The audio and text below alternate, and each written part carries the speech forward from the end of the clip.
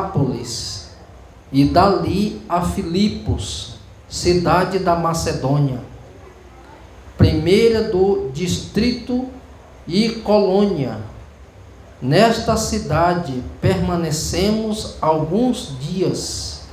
No sábado saímos da cidade para junto do rio, onde nos pareceu haver um lugar de oração.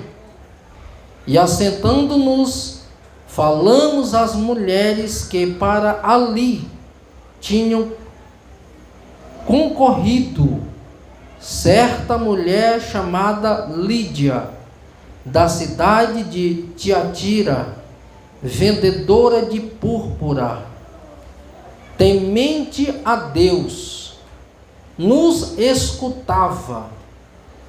O Senhor lhes abriu o coração para entender as coisas que Paulo dizia.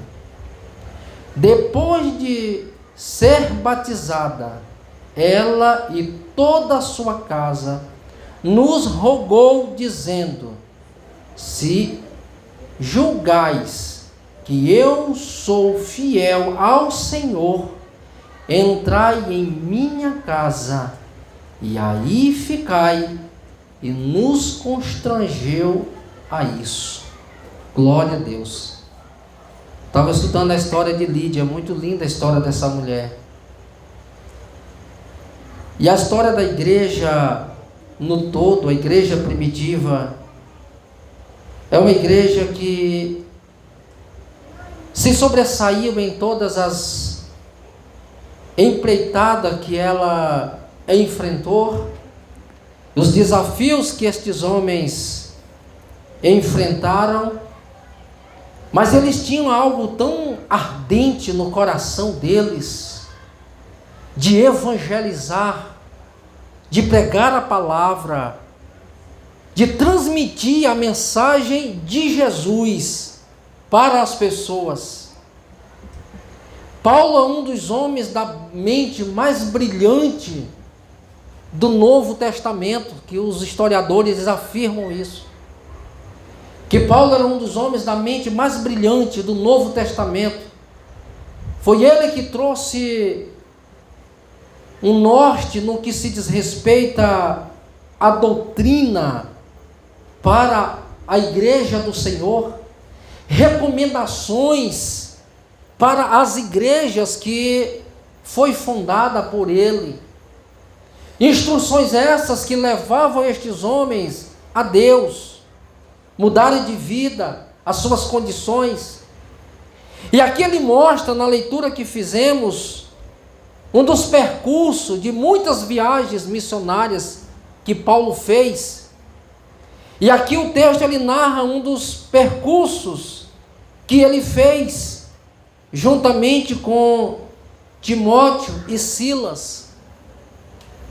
E eles fazendo esses percursos, passando por essas cidades, que elas eram províncias da Ásia daqueles dias. E quando esses homens, passando por estas cidades, pregando o Evangelho, trazendo às pessoas uma mensagem diferente, mudando a realidade da vida deles. Porque o Evangelho de Jesus, irmãos, é boas novas.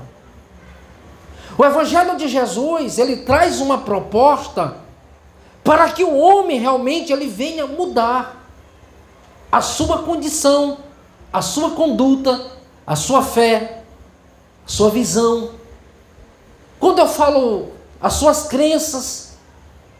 E é interessante que Paulo, quando ele chega em Filipos, na cidade de Filipos, e diz o texto que eles, procurando um local que fosse adequado, um local onde eles pudessem orar.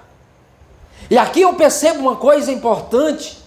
Qual o segredo de Paulo, como Timóteo e Silas, esses homens passarem por tantas dificuldades na vida, no ministério, embates, lutas, prisões, açoites, discórdias? apredejamentos. Qual o segredo desses homens passarem por tudo isso sem perder a fé? Sem que a sua fé fosse abalada. Eles tinham como prioridade nas suas vidas a oração. Porque a oração, ela é esse combustível que move esse cristão, que aquece a alma, o espírito e o coração desse ser. O homem que não ora, a mulher que não ora, ele se torna um pouco apático no seu caminhar.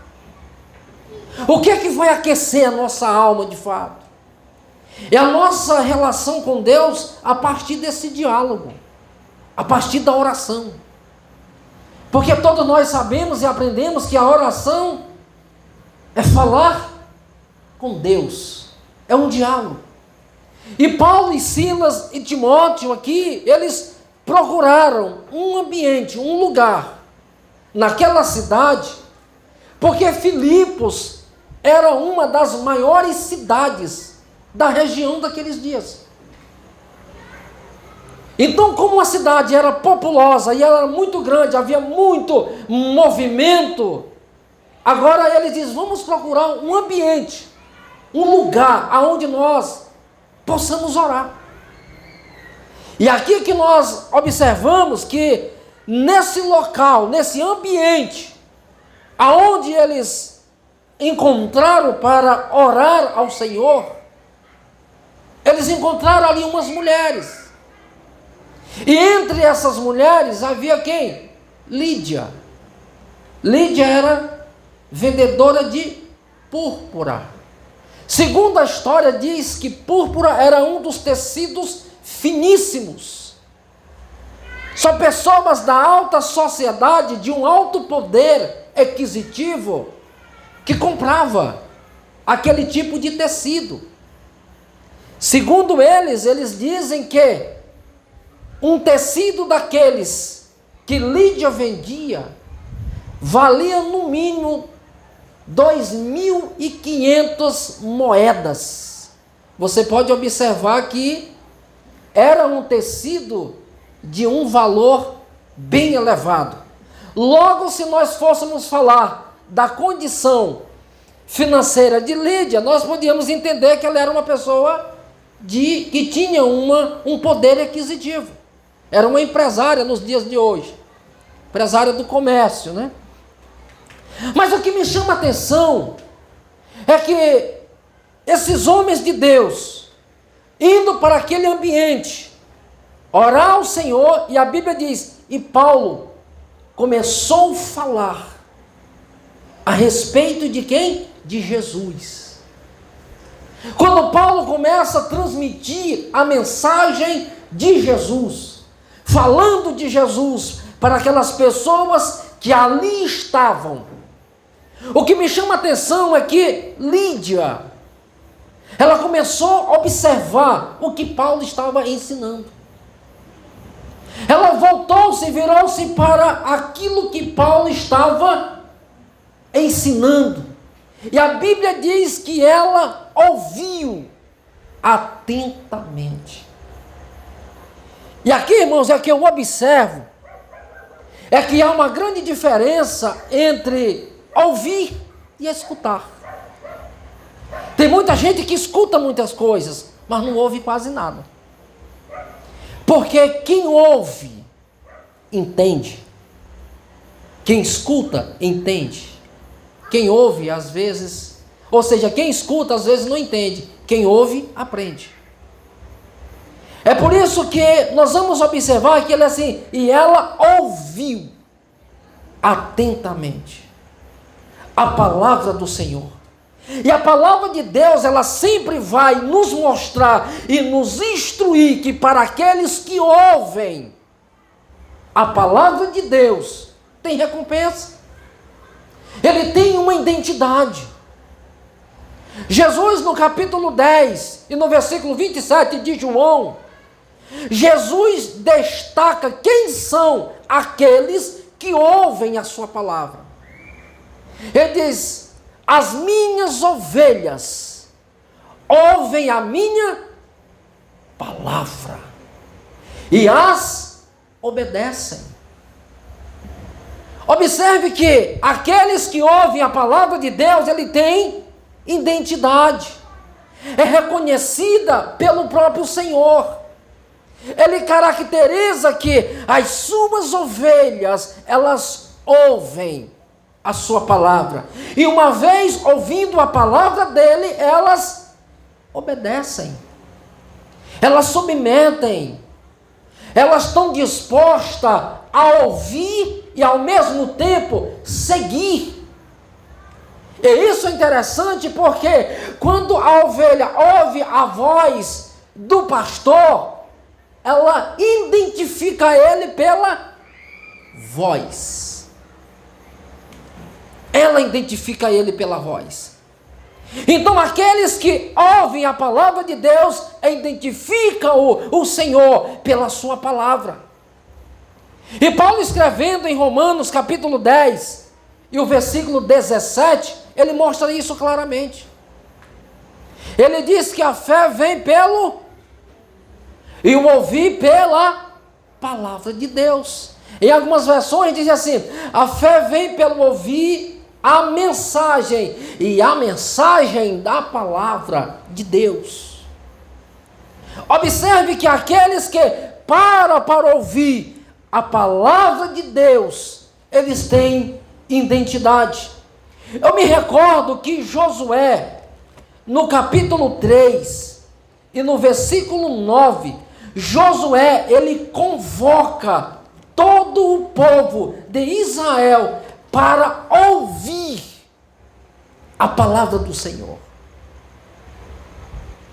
Ele diz que vinde e ouçam a palavra do Senhor, a palavra de Deus.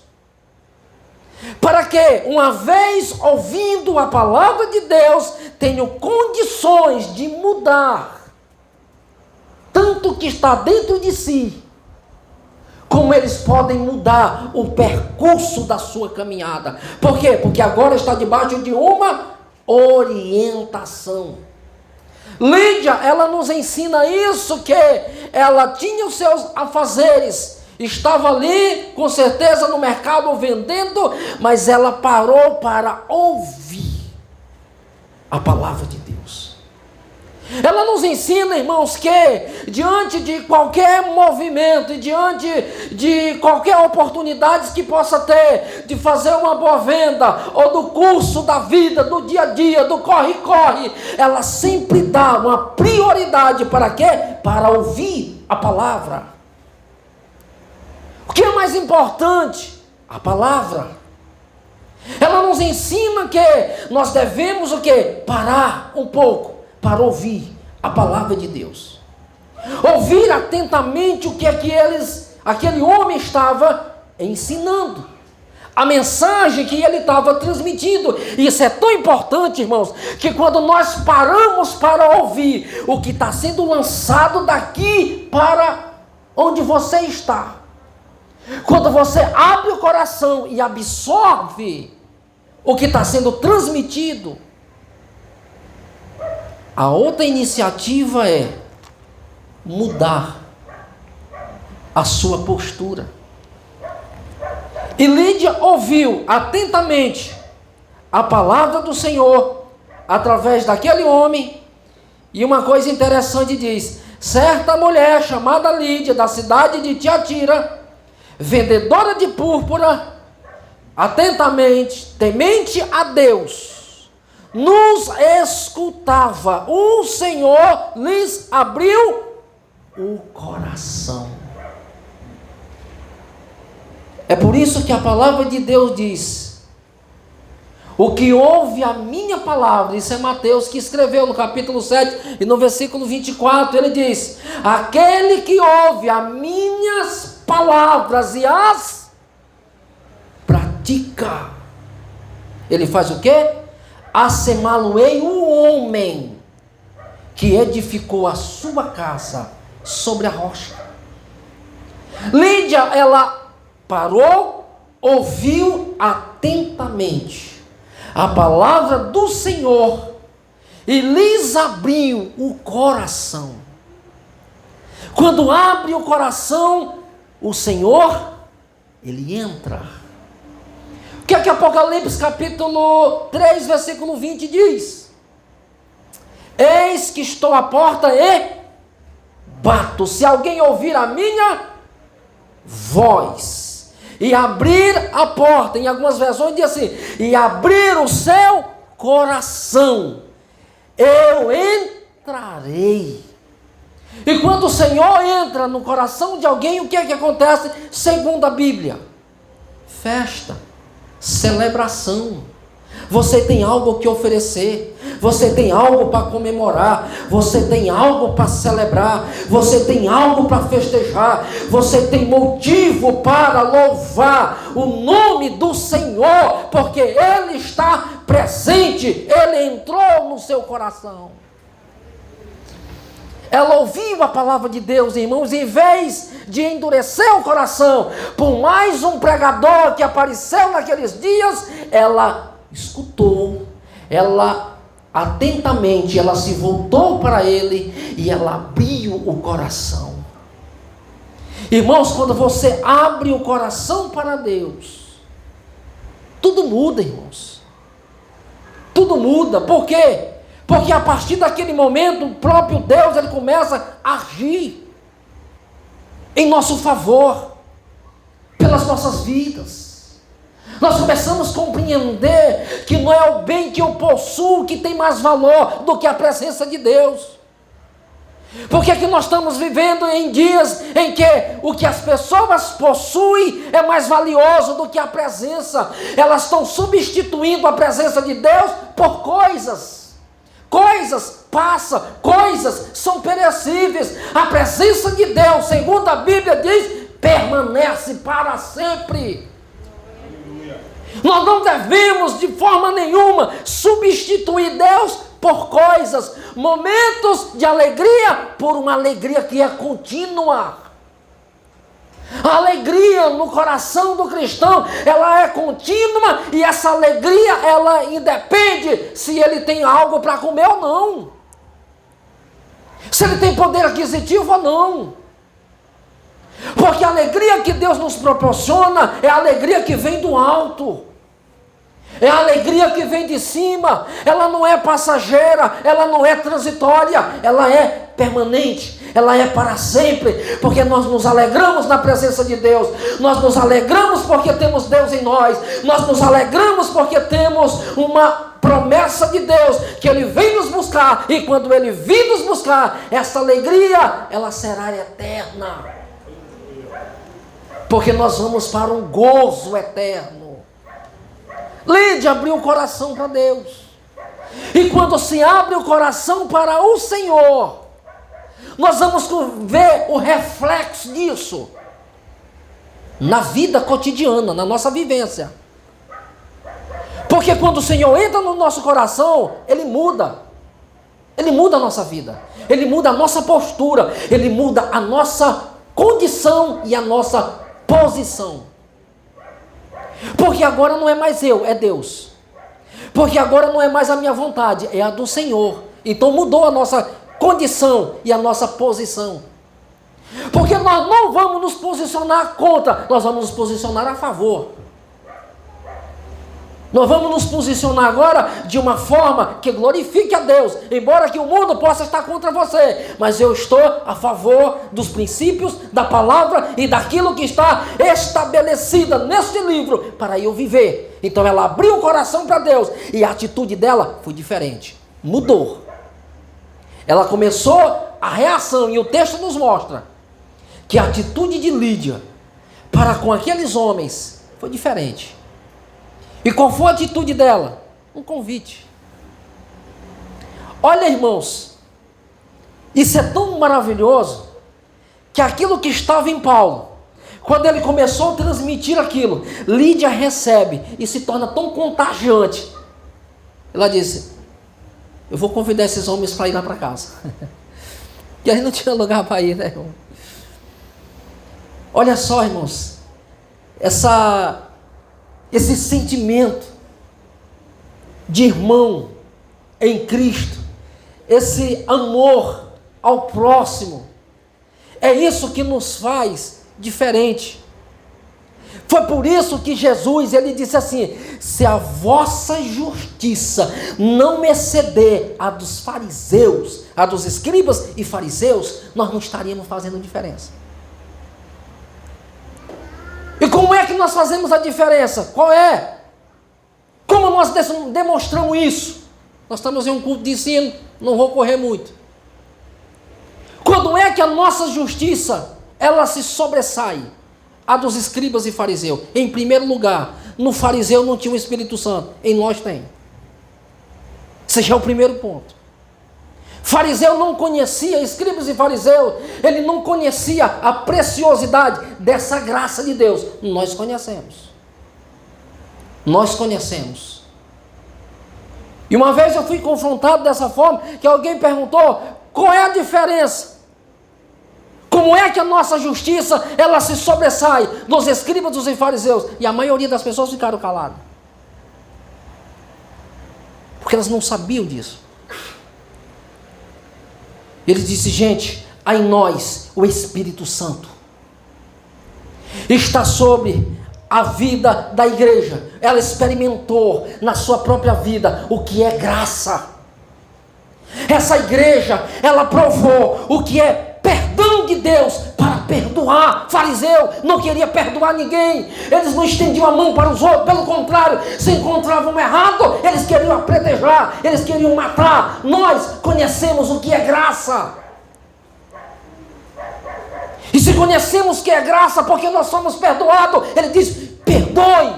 Quando você lança o perdão, você está se assemelhando àquele que te perdoou. Isso é justiça. Isso é demonstrar o que é Deus em nós. É por isso que Paulo diz, nós somos carta lida. Não precisa gritar quem eu sou. As pessoas veem Deus em mim. Na minha vida, na minha vivência. Lídia, quando ela compreendeu isso, ela recebeu, ela ouviu, abriu o coração, ela disse, vamos lá, para minha casa. E isso é lindo. E depois de ser batizada, ela e toda a sua casa nos rogou dizendo, se julgais que eu sou fiel ao Senhor, entrai em minha casa. Recebeu a palavra de Deus. E qual a maior prova que Lídia recebeu a palavra de Deus e mudou de vida? Testemunho público. Batismo. Foi batizada. Não apenas ela, mas toda a sua família. Ela nos ensina, irmãos, que as bênçãos de Deus que se recebe através deste canal, tanto é para mim, quanto para os que estão na minha casa. As bênçãos de Deus, a proposta de Deus é para mim e para a minha família, para os que estão perto, para aqueles que querem fazer parte desse reino, está debaixo dessa promessa. Então ela e os da sua casa receberam o Senhor Jesus. E a prova é que o texto diz, e ela e toda a sua família foram batizados. E após o batismo, ela disse isso, eu acho linda a expressão dela. Ela diz assim, rogou dizendo, se julgais que eu sou fiel ao Senhor, entrai em minha casa. Ela olha para aqueles homens de Deus, olha, julga vocês, se eu sou fiel ao Senhor, eu vou simplificar, se eu sou digna, que vocês entrem na minha casa, vocês julgando, como a mulher que eu sou digna de receber vocês na minha casa? Se vocês julgando e vendo que eu sou uma pessoa digna do Senhor, e possa receber vocês, vocês vão. E a Bíblia diz aqui que eles se constrangeram. Eles foram constrangidos a isso. Ou seja, ela insistiu que eles fossem. Aquele convite, eles receberam aquilo com tanta alegria. Eles receberam aquele convite assim, com tanto entusiasmo, que para ele foi como que uma surpresa. Surpreenderam o quê? Com a atitude dela. Como eu disse, eles chegaram na cidade, eles não eram conhecidos.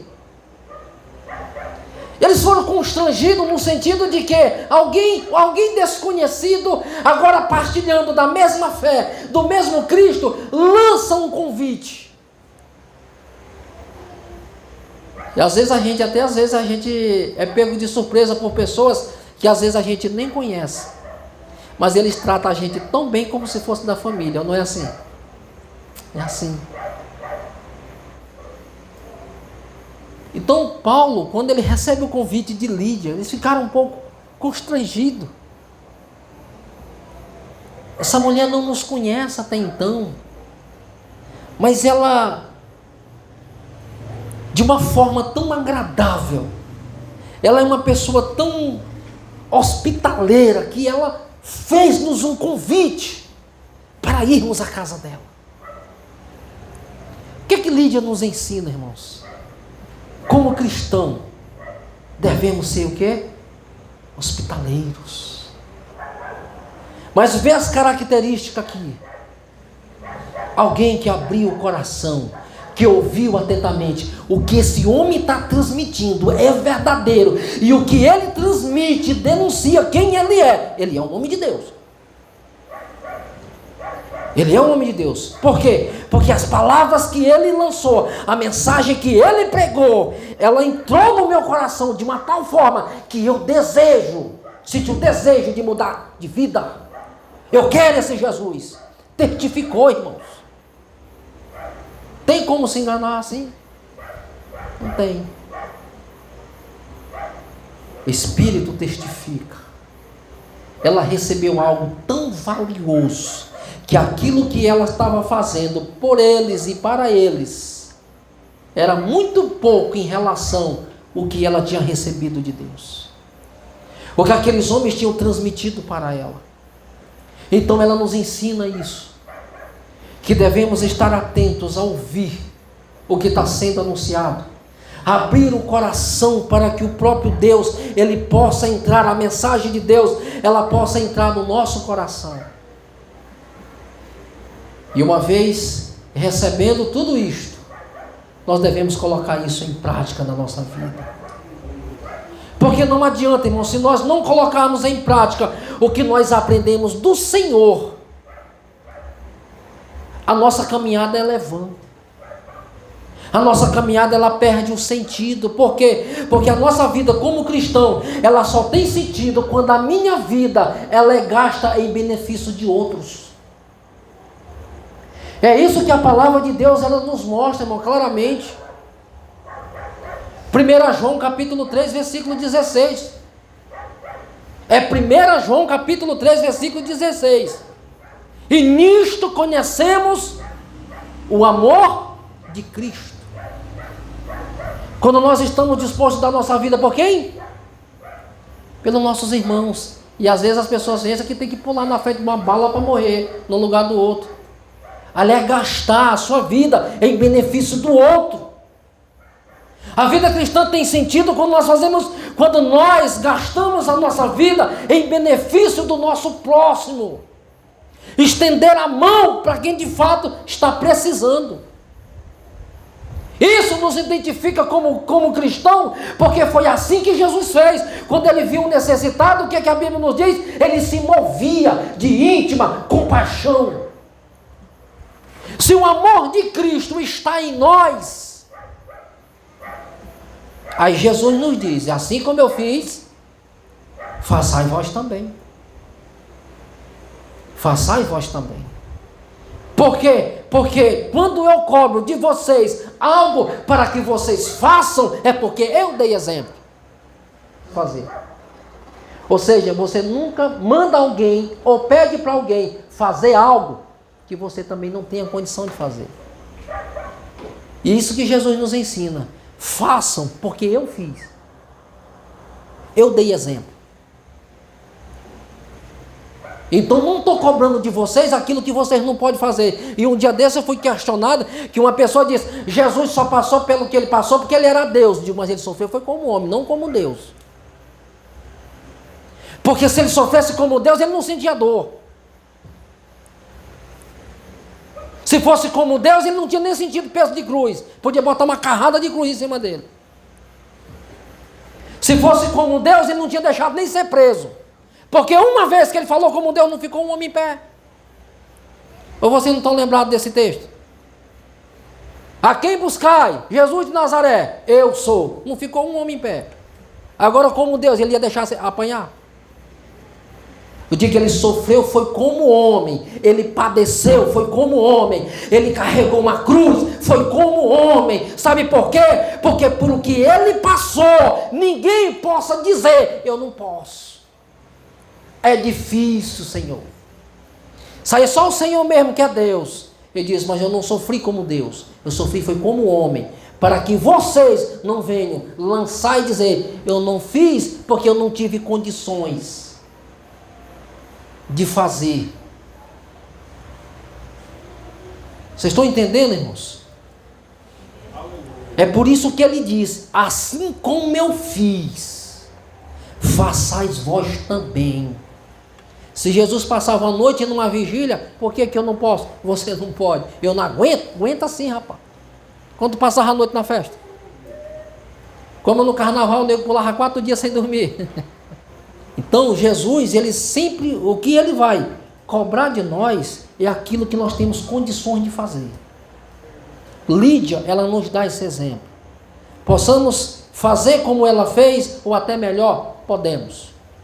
Porque com certeza, apesar dela ser uma pessoa que tinha um poder aquisitivo naqueles dias, hoje nós também temos condições de fazer isso. Então, façamos. É por isso que ela é caracterizada aqui como uma pequena gigante na fé, porque ela fez a diferença.